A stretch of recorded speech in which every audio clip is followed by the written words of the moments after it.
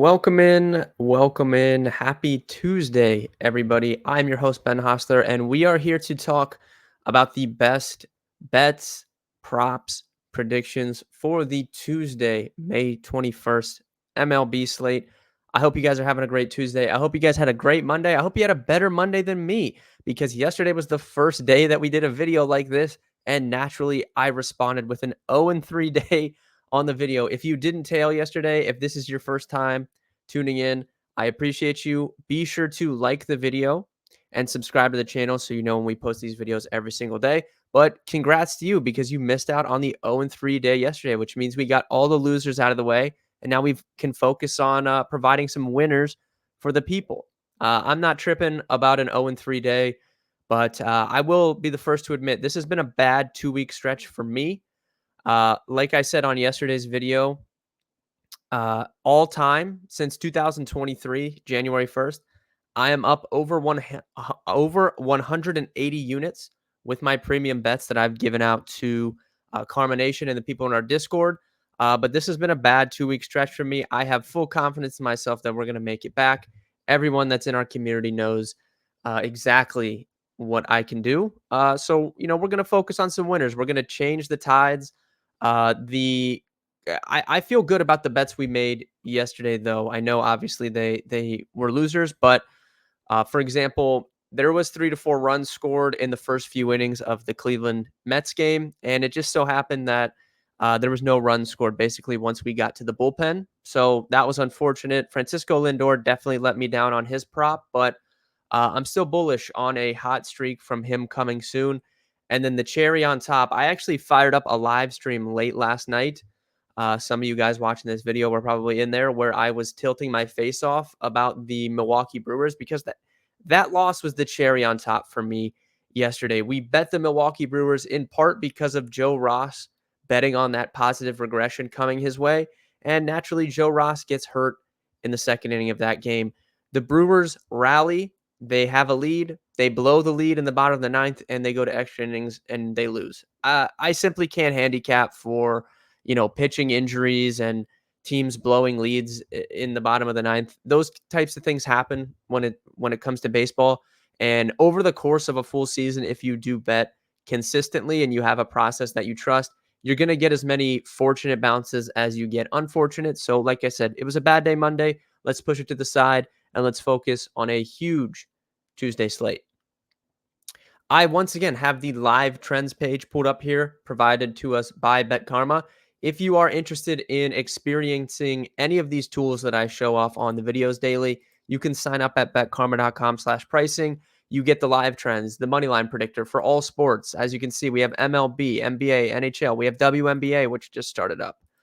We have live trends, total predictor, spread predictor, all that good stuff. You also get the Discord access and my premium card every single day, where I obviously take more bets than I give out on this video. This is to just highlight a little bit of my process early in the day and where some of my research is at and the thoughts that I have on the slate.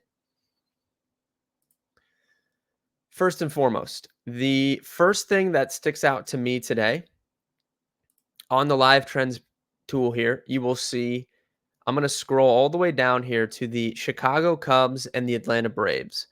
So this game is going at 7:40 Eastern tonight. The Braves are slight favorites here at -122 on the money line. But the thing that sticks out to me, this total opened up at 10.5. It's gotten 68% of the handle, despite just 33% of the tickets. So there's been some large wagers made on the over in this game as a 35% sharp percentage differential, and that's bumped that total from 10.5 up to 11.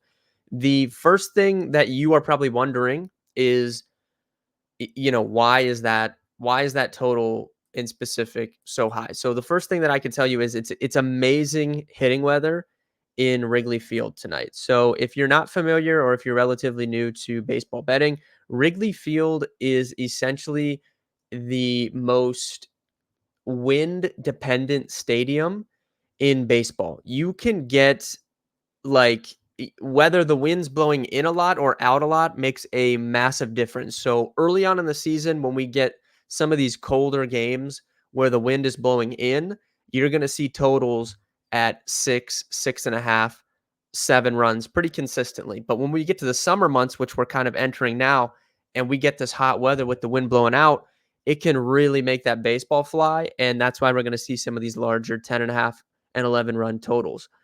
So tonight in specific, it is warm, but there's winds blowing out to left field at 25 miles per hour.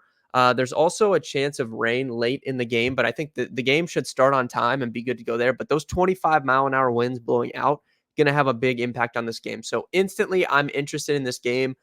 From an offensive standpoint, there should be some runs scored here.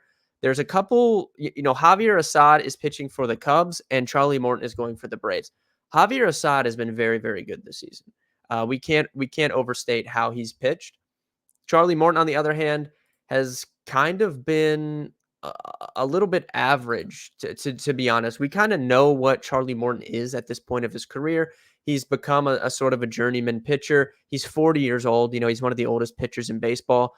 He's consistent. He can eat innings, but the days of him being a really, really, good starter are kind of behind him. Now, the advanced numbers for him this year are not bad. They're actually better than what we've saw from him last year. Last year, he had a 3.6 ERA, 4.64 expected ERA, and struck out 25% of batters. All well and good. This year, he's back down to a 3.6 expected ERA in this kind of smaller sample size the first month and a half of the season. The strikeouts are right where they normally are at 24%. His walk rate's where it normally is, around 9-10%. So, again, I don't think that there's any reason to believe Charlie Morton is bad. I think he kind of just is what he is at this point, but you can certainly, have success against him. One way that you can have success against Charlie Morton is to attack him with left-handed hitters. For this season specifically, he's allowing a 232 WOBA to right-handed hitters, 127 ISO. Switch that over to the lefties, jumps up to 348 in the WOBA department and 160 in the ISO. So big differentials between those right-handed hitter and left-handed hitter numbers. And the same can be said last year. He allowed a higher WOBA and ISO to lefties as well. So we're interested in offense in this game. We think there's going to be some runs scored, and we're interested in the left-handed hitters from the Chicago Cubs going up against Charlie Morton. That immediately gives me a few names, that being Mike Tauchman, Cody Bellinger, Ian Happ, and I guess you could throw Michael Busch in there as well, but he's kind of cooled off after that really, really hot start to the season. So he's on the back burner for me. That gives me 3 guys that I know are going to bat from the left side in this Cubs lineup. Now we can look at Charlie Morton's, pitch mix. The one thing we know about him is he throws a lot of curveballs, and he throws a very, very good curveball. He throws his curveball 40% of the time. It's his most used pitch. It was his most used pitch last year. Last year, he allowed a 177 batting average with that curveball. This year, 189.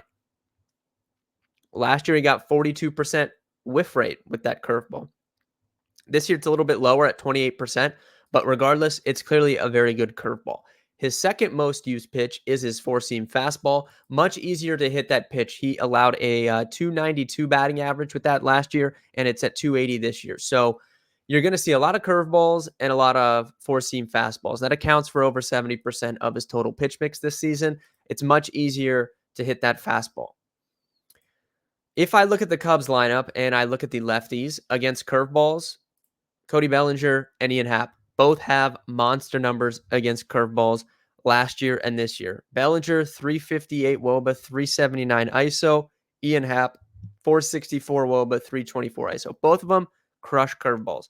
Now, they also have success against fastballs. Ian Happ, 343 WOBA. Cody Bellinger, a little bit lower at 316, but still pretty positive numbers. And if we look at the batted ball data against fastballs, Cody Bellinger 40% fly ball rate, which is really good. He's getting the ball up in the air. 26% line drive rate is good as well. So both Ian Happ and Cody Bellinger bat from the left side, and they both have success against the expected pitch mix that we're going to see from Charlie Morton tonight. So immediately those guys are interesting to me. I like the weather spot here. I want guys that can get the ball up in the air and let that wind carry the ball out of the park, which Cody Bellinger fits that mold.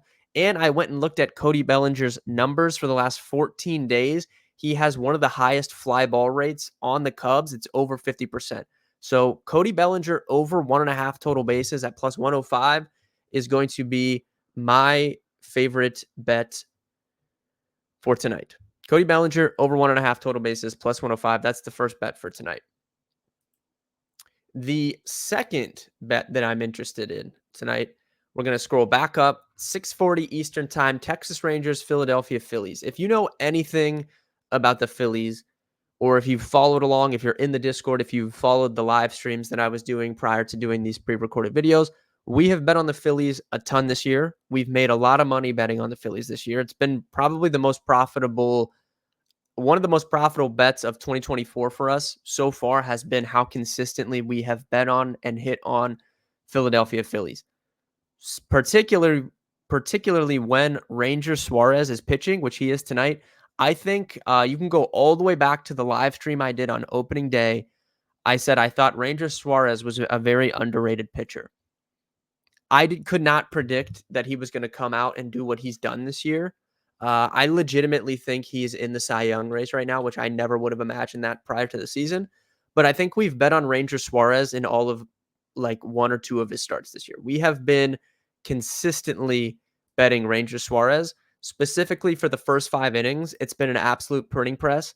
I'm riding the streak until the wheels fall off. I see no reason to go away from that again tonight. So you can see on my screen here, the Phillies are pretty sizable favorites here at minus 170 on the money line, but you can get them much closer to minus 130, minus 135 for the first 5 inning.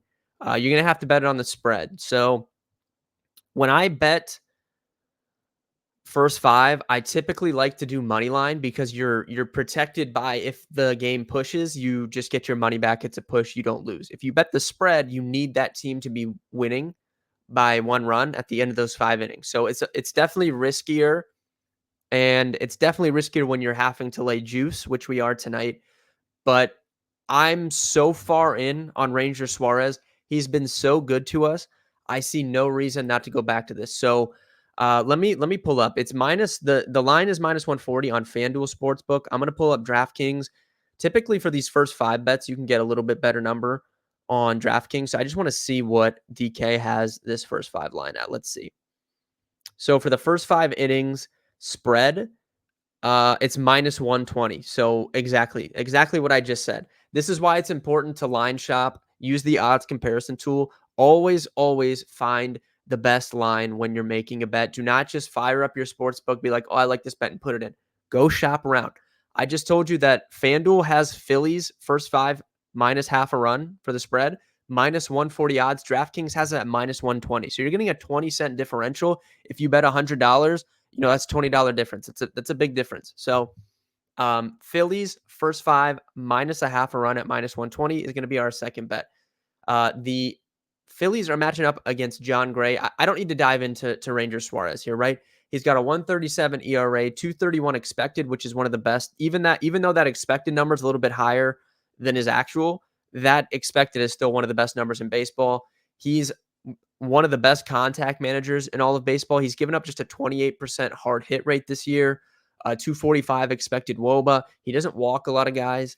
He does throw a lot of sinkers, but his sinker's very good. He's only allowing a 197 batting average with it.